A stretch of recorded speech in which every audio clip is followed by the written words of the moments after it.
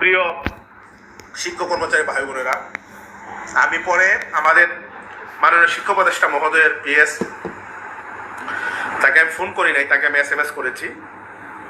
তাকে আমি SMS করে বলেছি যে আমাদের 12 তারিখ থেকে জাতীয় প্রেসক্লাবে একটি লাগাতার আন্দোলন রয়েছে।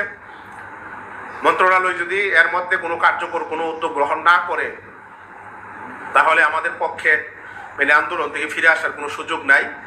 আমরা মন্ত্রণালয়ের কার্যকর পদক্ষেপ আমরা প্রত্যাশা করি। আমি ওনাকে একটা SMS করলাম, উনি কয়েক মিনিট পরেই আমার SMS এর উনি রিপ্লাই দিয়েছেন। উনি লিখেছেন যে আপনাদের যেহেতু মাদ্রাসা এবং কারিগরি হিসাবটা জমা হয়েছে মাধ্যমিক এবং উচ্চ শিক্ষাতে, উপদেষ্টা মহোদয় উনি নির্দেশনা দিয়েছেন সবগুলো একসাথে করে ফাইল উঠানোর জন্য, এবং এই ফাইলের কাজ চলমান রয়েছে। তো আলহামদুলিল্লাহ আজকে পর্যন্ত যে তথ্য সেটি হচ্ছে যে আমাদের ফাইলের উঠানোর কাজ আপনার চলমান রয়েছে।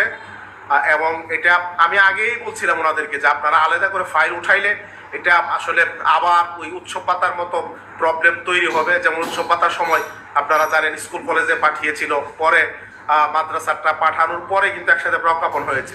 আমি ওনাদেরকে বলছিলাম যে একটু অপেক্ষা করে একসাথে ফাইলটা উঠালে আমাদের জন্য কাজ করতে সহজ হবে। তো ওনারা আসলে তৈরি করে ফাইলটা উঠালেন। এখন আবার উপদেষ্টা মহোদয় বলছেন যে ফাইল এখন একসাথে আপনি উঠানোর জন্য।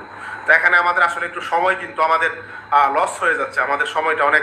আমি তাদেরকে এটা বারবার বোঝানোর চেষ্টা করছি মন্ত্রণালয়কে যে একটু দ্রুত সময়ের মধ্যে আমাদের কাজগুলো করার জন্য। আমি আমার জায়গা থেকে বারবার তাদেরকে বলার চেষ্টা করছি দ্রুত সময়ের মধ্যে ফাইল উঠানোর জন্য। আমরা নিবিড়ভাবে মন্ত্রণালয়ের সাথে যোগাযোগ রক্ষা করছি। এইটুকু যেটুকু হয়েছে এটাও তো আমাদের জন্য একটা বিরাট বড় অগ্রগতি। কারণ এতদিন কিন্তু আমাদেরকে কথা বলতে হয়েছে অনেক সেকশনে, আমাদেরকে কথা বলতে হয়েছে মাদ্রাসা শিক্ষা অধিদপ্তরে, আমাদেরকে কথা বলতে হয়েছে কারিগরি শিক্ষা অধিদপ্তরে, আমাদেরকে কথা বলতে হয়েছে মাউসিতে, সব জায়গায় আপনার কথা বলতে হয়েছে। চিঠি পাঠানোর জন্য মন্ত্রণালয়ের 2 জায়গায় কথা বলতে হয়েছে।